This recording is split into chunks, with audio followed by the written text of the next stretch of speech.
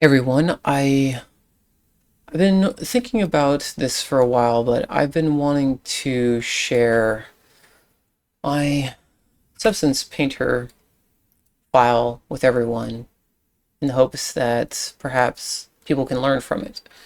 Um, and so here I am, kind of at the end of working on this project. Um, and a bit self-conscious because that's kind of who I am in general, but specifically I know there's flaws, there's errors, there's things, as an artist, you can always do better. You're always learning and improving. So, um,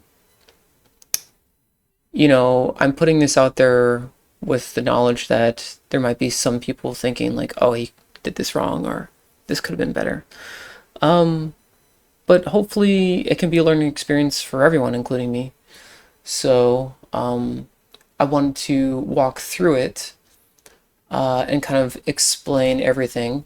So I just wanted to go kind of layer by layer and do that. So first up, this is usually kind of how I set up my Substance Painter file, where in my display settings, I turn the environment opacity all the way up. I turn the blur all the way down. Um, so I can see my thing in context. And sometimes I go back and forth, like turning this off or on. But I find that seeing your content in context helps you know that know whether it's looking correct or not. So for example, you can be like, okay, how are my blacks looking against the black at the background? Because they should kind of fit in that environment, right? Do they look too dark? Do they look too light? That sort of thing. Um, I also usually do two versions, a together version and a separate version. And if you've never done this, this is so you can paint on each individual piece and be able to see it, and then you could see it all together, so you know how it all plays together. Um,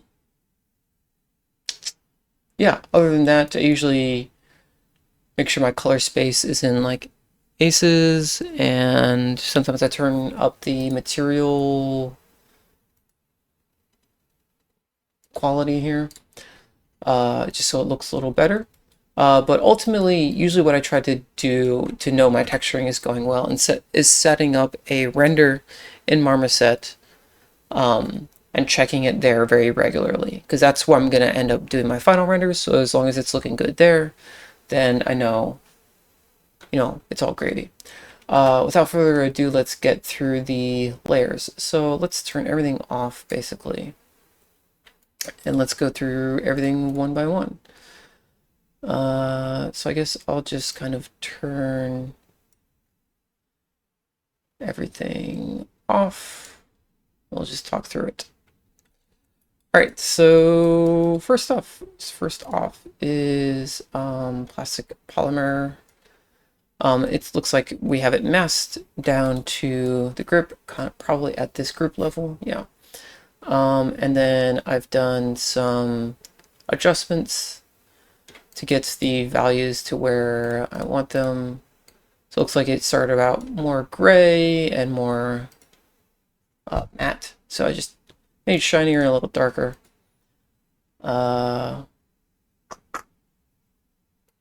Expand this out. Okay. Ah, yes. Okay. So this one has, I probably started out with this one actually, which has those like nice little dimpling in there, that nice texturing. Which I did same thing, like, well, a bit of the same thing. Let's turn off the mask. So I made it a little shinier, not much to the base color, and then I sharpened it. But what I did was duplicate it, and then I did something to get rid of I probably just toggled off. Oh, here we go. I toggled off the normals. That way I can paint away, or I either mask the pieces that don't need that texture, and then I paint away some areas that this texture has been worn down. So usually when I'm actually modeling things, I take it into ZBrush and do some like dings and scrapes and things. And then when I bring in a substance painter, I do things like this where I wear off on those areas where that grip down on it. So you can see these little dings and scrapes where I took off that grip texture. All right, what's next? All right, then it looks like I did kind of a similar idea to just the edges where I smooth them. So I have this, so we're affecting the roughness and the normal. So we're replacing the normal along the edges where it would have been worn down and making them shinier. And then it looks like I have this scratched texturing going on here. That's just in the roughness to just give me some roughness breakup. And that's triplanar projected. Yeah, it's giving us some just like nice little scuffs and roughness variation there that I then you know, painted out. Just ambient inclusion.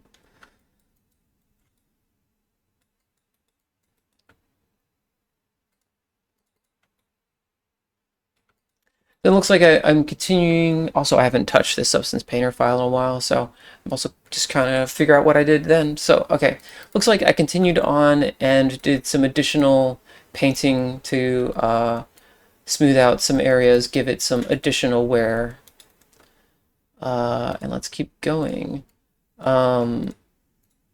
Okay, so then at some point I decided instead of it just being all black gun, I wanted a cool green. So I have this baseline green here, and then I have some color variation, which we can probably see a little better when we just pull in the color. You can kind of see that it's a little more saturated. So I probably have this in, yeah, like using ambient occlusion to just put it in areas that would be a little more sheltered. So the plastic color remains a little more vibrant, and then the edges would be a little worn down, a little lighter and desaturated. It's a little subtle, but it just gives a little more variation to it. All right, next up, okay, we've got scratches. So what do we got going on here? It looks like we're affecting color, roughness, and height. So we're doing high roughness, just a little bit of height down, and then base color, just to make it a little lighter, probably. Yeah. And looks like I just have a scratch on a fill, masking out of with ambient occlusion, and then just painting in where I want it. So just some dings and scratches. Just kind of hand painting where I want them. All right, next up is the mold seam. Runs around the, not that, that's the back strap, that's replaceable, so runs around the mold. So the way things are made is usually polymer, things like this are made in two pieces in molds and then brought together in friction fit. So they're like rubbed together until they heat up enough where the edges kind of melt and it kind of melts together, and usually leaves like a seam that runs along it. Either like one piece is, you know, slightly misaligned from the other piece, like very slightly, or just like that welding, that like friction welding has created that little seam. So the way I did this was I just affected the color, roughness, and height, and then did a mask with a shape gradient. So if we switch to the mask here, basically we want like a hard line and then like a fall off that's like gentler on one side than the other, which gives you kind of this bump here that looks like a kind of a hard edge, not a completely hard edge. You want it, a little bit of it, beveled off, but a bit of a hard edge there. It gives you that sort of effect. Okay, next up, I think this is just the grip here. Yeah. So this is, let's start hiding all this. I think I just hand painted this area, which would be like the grit placement here. Replace the normals and did a different roughness and did a height that's a little down. And then I filled it with this dot pattern, which is like the 3-dot, like reminiscent of the, Splinter Cell goggles, which I thought was fun. Made an area here for the emblem, which is the 3rd echelon emblem, which I ended up doing, like, there's some reference online, but you had to edit it a lot. I had to edit it a lot just for it to like show up well in texture, like a little bolder on the font and some of these shapes and stuff. So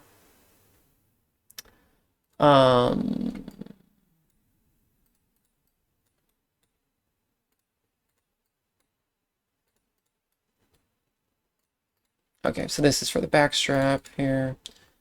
I've also you can tell here I've like painted down areas of the pattern where it would wear down where you're gripping it. So yeah. Usually when I do that, I take like one of my prop guns and I see like where my hands fit. So like on this side, this is where your support hand would be like squeezing in real hard to control recoil. So that's a good area to see that. Yeah, and then the front painted, I just hand painted those in with height and normal.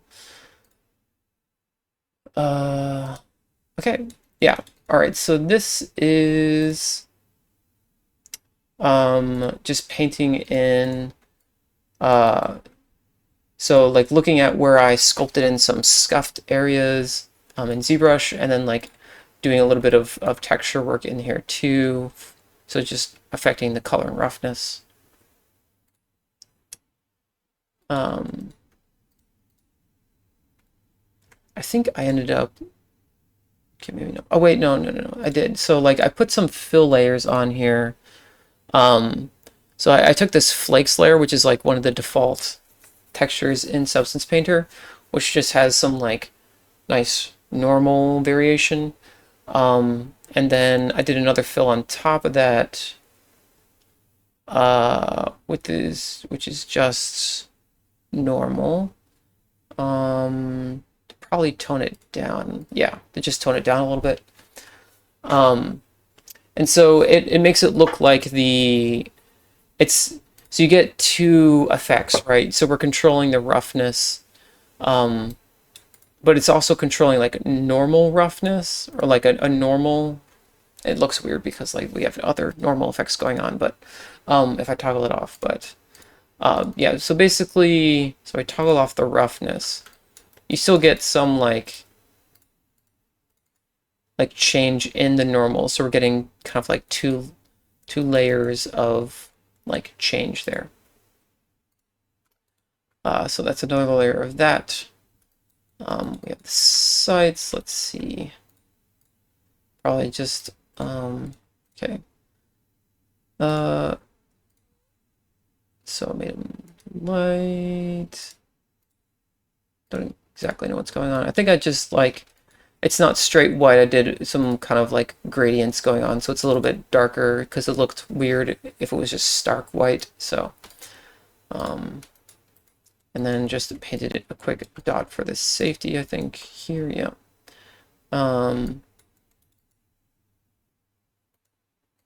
Okay, yeah. And then I painted in some like scuffs, which is kind of subtle, but or the controls would be pushing up against the plastic. Just some subtle scuffs in there, those areas. Oh yeah, and then some height on the dot, which probably should be closer to that, but whatever. Okay, then I did just like an overall sharpen. So there's nothing in this layer, it's completely empty. Then we put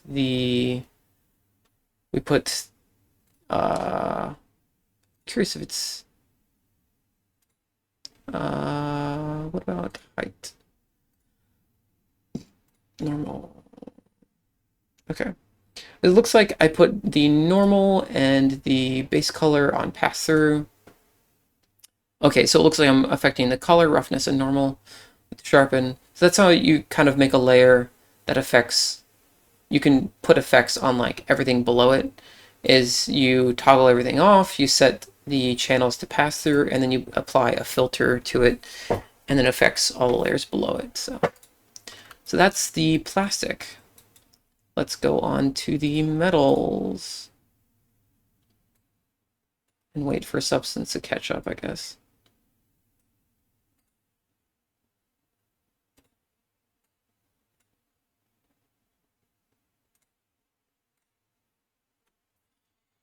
Don't you love when a painter goes slow?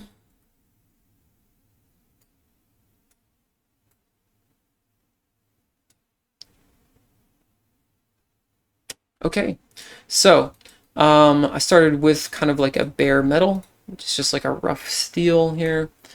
And then I put a DLC coating on, which is just like DLC coating is diamond-like coating, which is like a carbon coating that they apply to surfaces and a lot of guns. It's very hard. It is non-metallic. And it looks like I have like the texture material going on here, and then some, get rid of this one so I can look. This is like the base texture, it just has some like very subtle minor texture going on here. So I adjusted the roughness, and then I guess I adjusted the roughness twice, but then also the color. Okay. Brass. Oh yes, brass. Okay, I remember. So something that happens in gun internals is the casings, cartridge casings, they're pushed up against this, your slide or bolt, and so they leave like traces of brass on it, and then it's also like ejected, and like the shell often hits pieces on the way out. So I left kind of a trace here and some there, so you can kind of see like the outline of where the round case would be resting against here.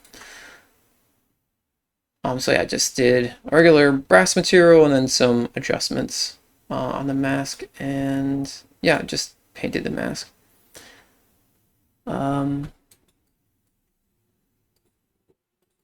then did some, I think this is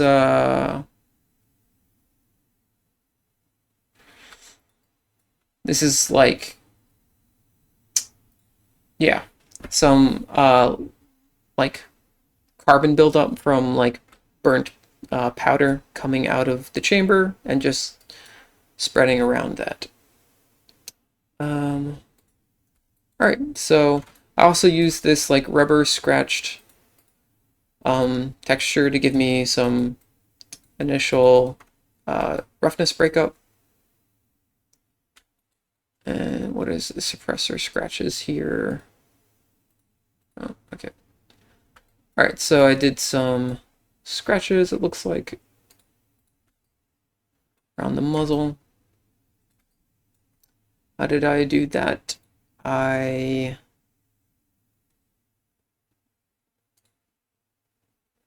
right, so it looks like I just painted it in with a stencil. Okay, so I just use stencils. And then, yeah, just a lot of hand painting and stencils. The great thing about stencils versus like, so if you use kind of like the grunge or like the, you know, the textures in here, you know, they can be useful, but a lot of times they give you kind of generic looking stuff. So a lot of times it's better to take stencils and paint stuff, because like you can find stencils of like real objects that have real scratches on them. And so it's much, has a lot more character to it, I guess. And then some worn down metal edges, it looks like here, for where the DLC coating has been slowly worn off.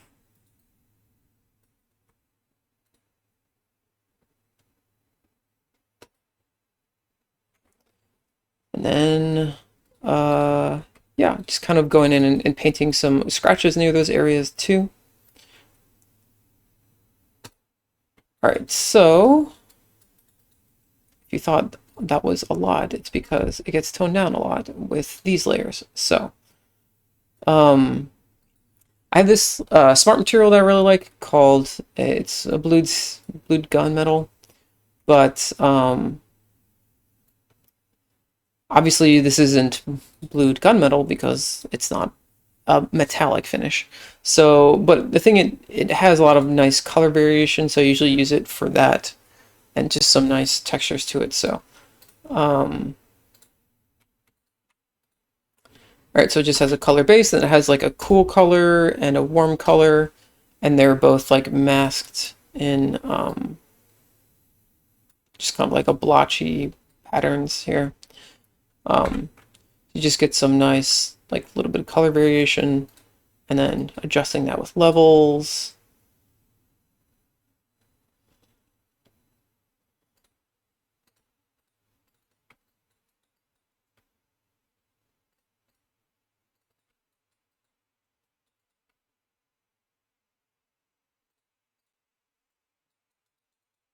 Okay, so yeah,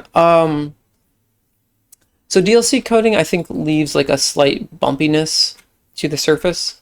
So I did these kind of bumps. They're pretty subtle, but I gave these bumps like little light bumps that are going like out and I think in a little bit. So like imagining that those little bumps are getting worn slightly faster than the surface beneath them.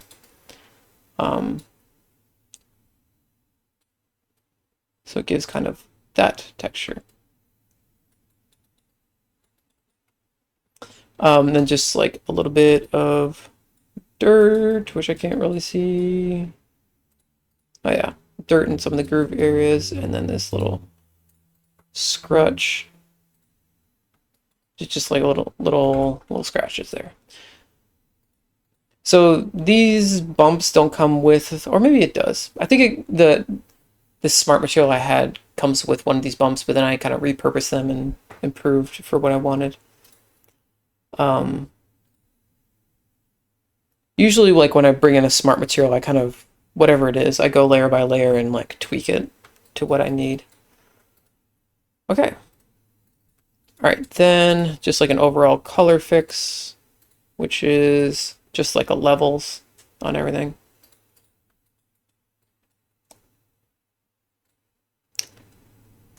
Looks like I mostly just like made it darker, which has made it less contrasted, but or I guess I made it, I don't know.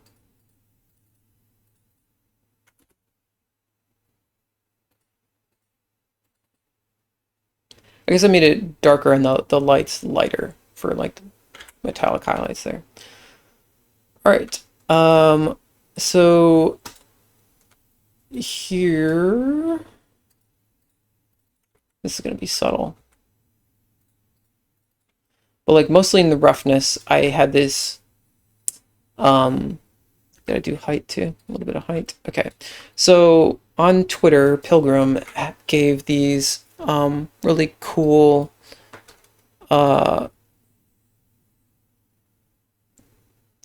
alpha masks. Let's see if I can find them. That I found really useful for stencils. It's like I guess he got them off of axe heads. What I did is I took one in Photoshop. I did like a high pass filter, so it got rid of a lot of the like big value changes, so it's more uniform, but still has like all the small changes. And then I inverted it just because it was working better for me when it comes to stencil stuff. So I use that to do some of these some roughness variation here. Okay, so I did this. This isn't like chronological. This is like area. Most of the like variation and stuff I do later, because I did the milling very early, which is going to be kind of hard to see.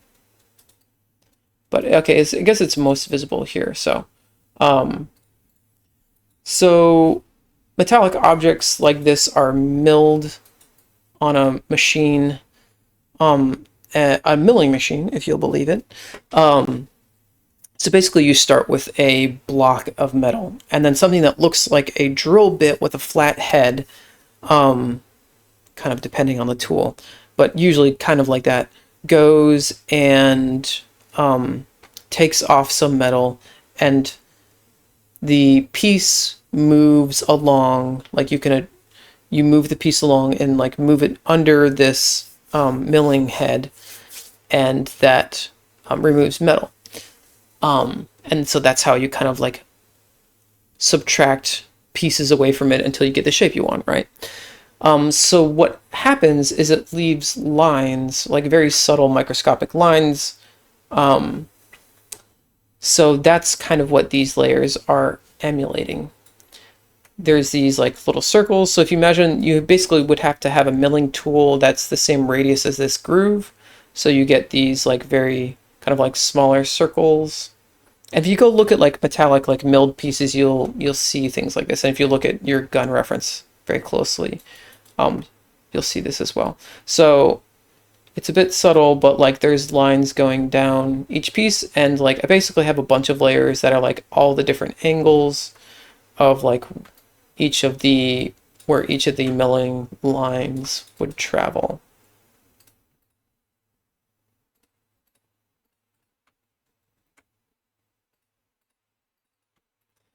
So that's that.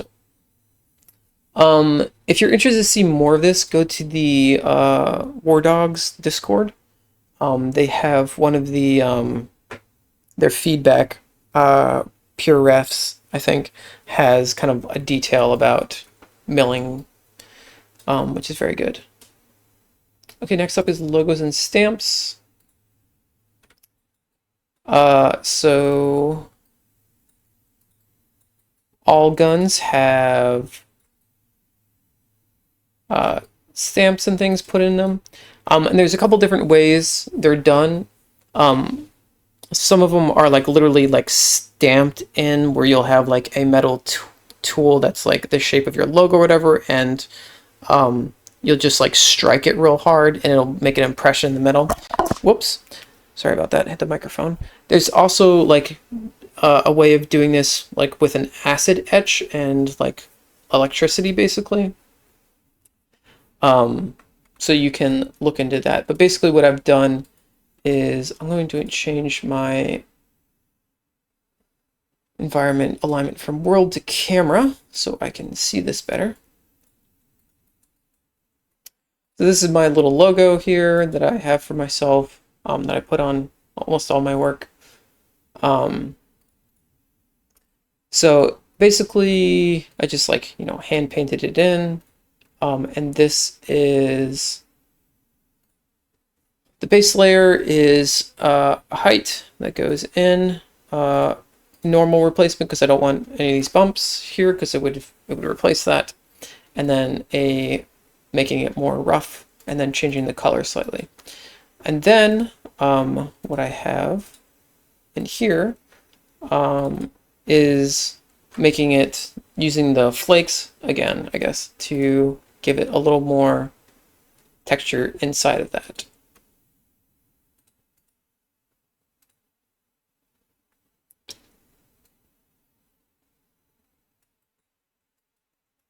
Okay. Next up is just this text. I made text in Photoshop.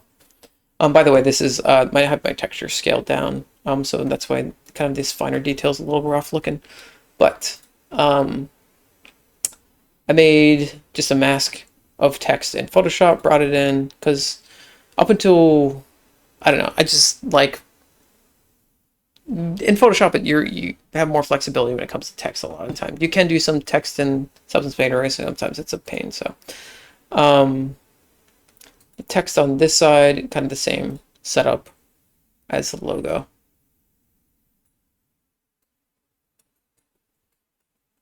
And over here. Okay, so what is surface imperfections? Oh, let's leave that on. Ah, yes, okay. Surface imperfections is where like the metal by nature of the machining is just a bit more rough in areas. So I think I again used, yeah, the flakes on a fill.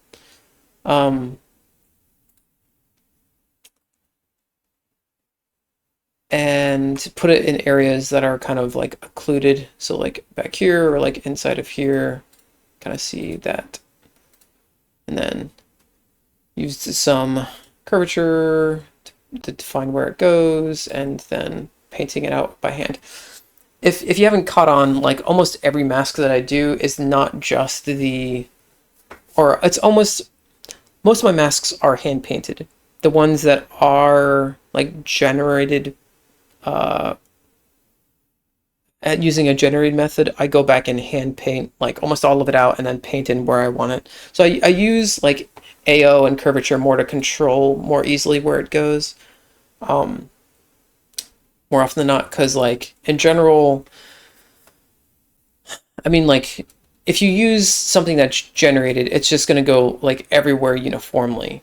So you need to do a lot of hand painting to get it to be more authentic and give more character. So last up is grunge, which I guess I should turn on my other materials just so we can see what's affecting things. Just wait for it to load here.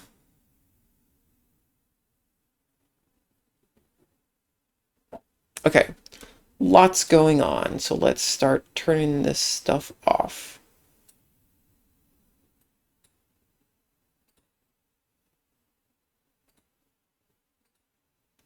Okay, so first up, I just have a roughness breakup kind of over the whole surface.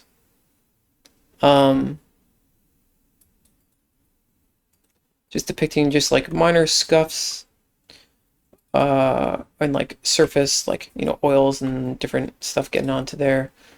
Doing some texture that I'm changing the contrast, masking by AO, and then hand painting a lot. So then I do a scratch here, some like larger scratches, like a small number of large scratches, which is what is it? Was it a stencil? Okay, now we have texture, painted it out, and then I put a fill. So a few different textures, which I'm adjusting and then painting.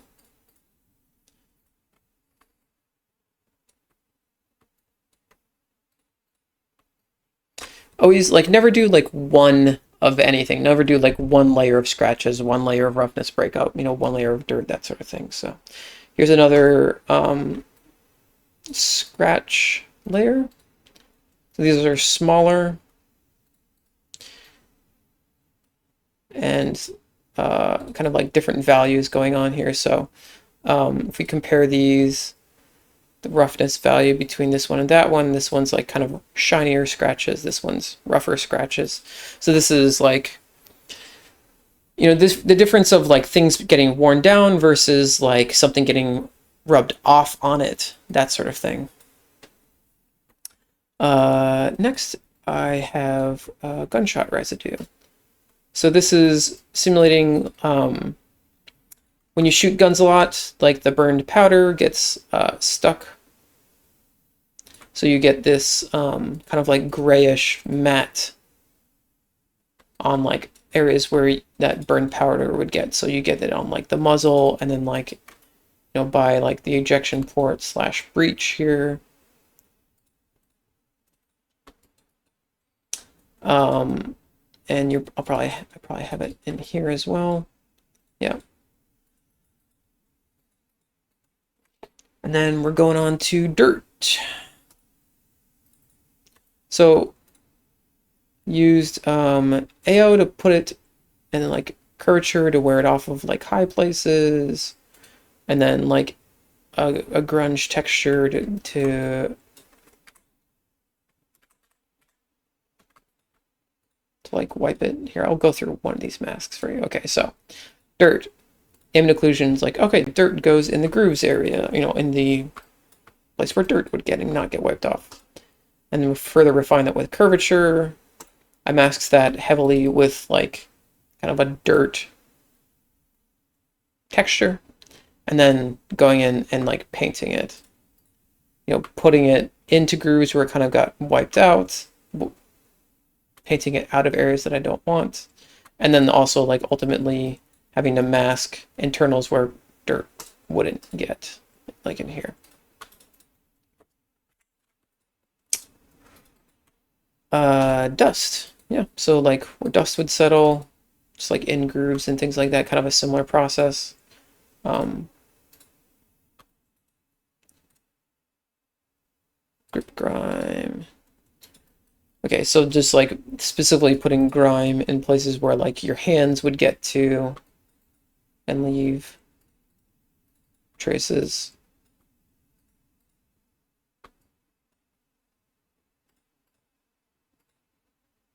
I guess I'll mention this real quick. Sometimes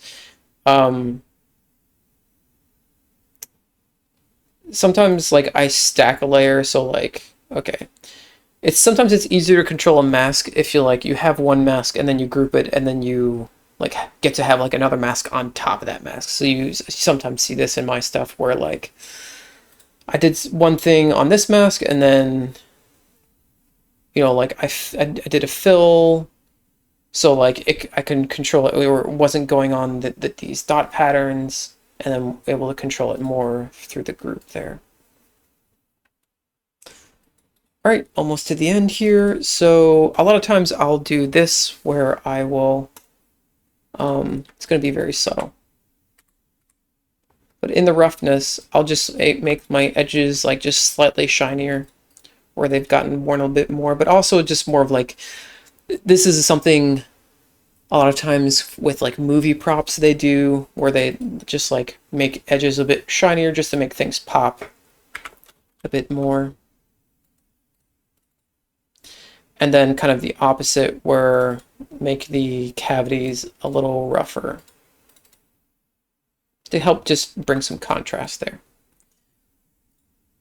All right, so then we've got oil. So a properly maintained gun will have oil applied to it, and that oil is applied to the internals, but it often gets out because it's not a completely sealed system. So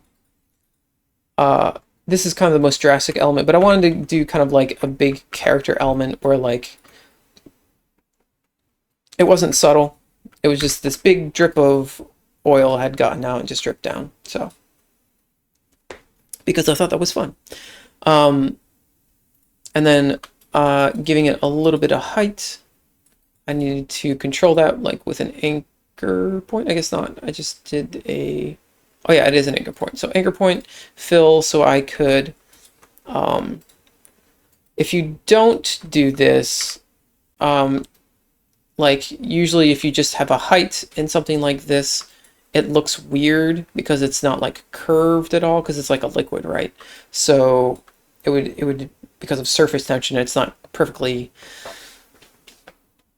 like it's the same roughness all the way across, but the height of it, is the most high at the middle. So giving some beveled, you want to apply bevel to it, and the best way to do that is a second layer that's just the height, and then using an anchor point of this mask, putting it up here in a fill, and then controlling it from there. And then same thing. Anchor point, controlling it, roughness. So basically I think this is like a material with like a lot of stuff built in that I've controlled.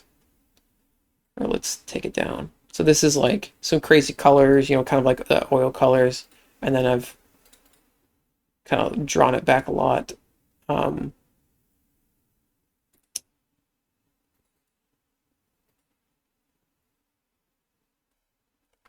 Made it metallic, and then able to control the height and roughness the way I want it on another layer. So basically I have this big element here, but also like along the slide where it would have gotten out between the slide and the frame.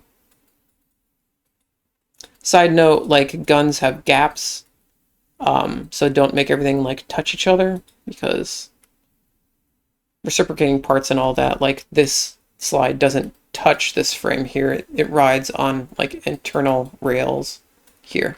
So if you look at pistol reference closely, you'll see like sometimes you can see straight through, and you can definitely see like internal pieces. So yeah, so that is the oil coming out, and kind of you also sometimes get splatter. So you get a lot of like splatter back here where, a lot of violent action going on where things are like hitting each other and kind of spraying the oil. So that is basically the gun. So there it is. The last thing I did is just some of the renders I did. I wanted to be interacting with water and stuff like that. So I did some layers of wetness where I just like did grunge layers of roughness, and then add some drips.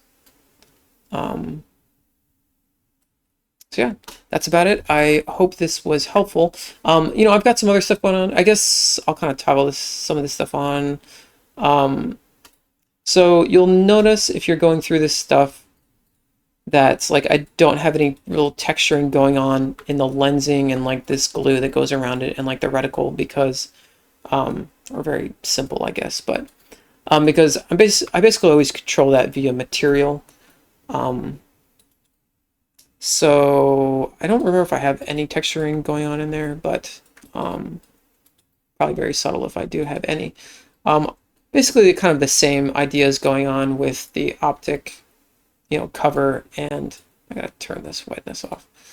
I copied most of like the texturing ideas from the pistol to the optic and this like attachment. Some, I guess, notable things is this is like a photo sourced texture element that I went in and like edited. This little metallic sticker that came from I got a photo from someone that like had this sticker on a real attachment to their gun in the military. So I thought that was a very cool element, so I included that. And here's some like more dimensional things going on here that's helping these inset areas. I guess I'll go over that real quick because it's a little different than what I did on the gun. I thought I'd done this on the gun, but I guess, I don't know, I'm either not remembering that or I ended up scrapping it because it didn't look good or something. But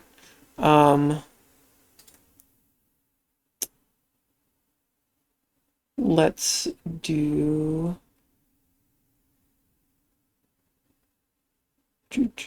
side logo. Boom. Okay.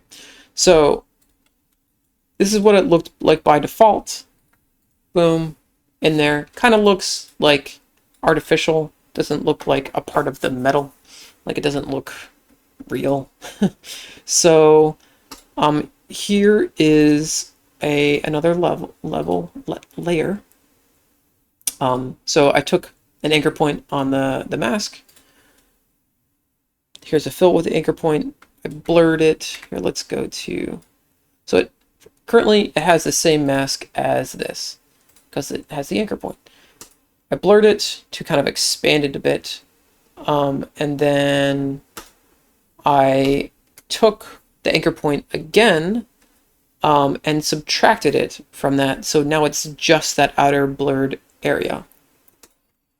And then I bumped the height out and made the roughness a bit shinier.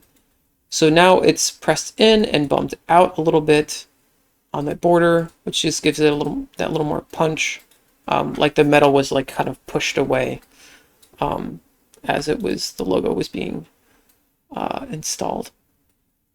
And I kind of did that effect in these other areas too. So that is about it.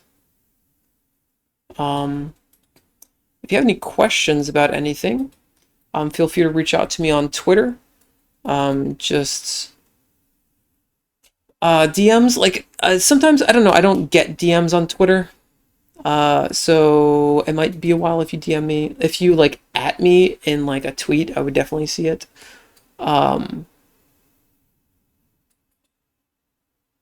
So yeah, I hope that was helpful, and good luck. I hope you learn a lot from this, and you use this to improve.